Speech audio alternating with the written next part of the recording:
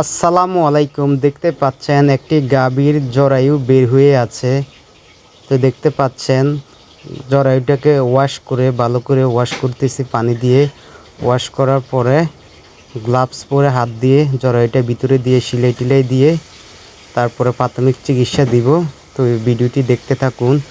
জরায়ু বের হয়ে যাওয়ার প্রধান কারণসমূহের মধ্যে হচ্ছে বাচ্চা জন্মগ্রহণের সময় অতিরিক্ত চাপ প্রয়োগ করলে জরায়ু বের হয়ে আসে। এছাড়াও বাচ্চা জন্মের সময় বাচ্চা টেনে হিঁচড়ে বের করলে জরায়ু বের হয়ে যেতে পারে।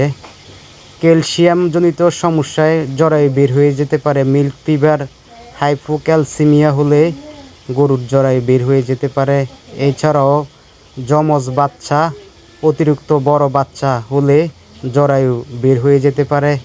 এছাড়াও গাভীর বাচ্চা দেওয়ার পরে জরায়ুর যে পেশিগুলো যদি দুর্বল হয় এই জন্য জরায়ু বের হয়ে যেতে পারে।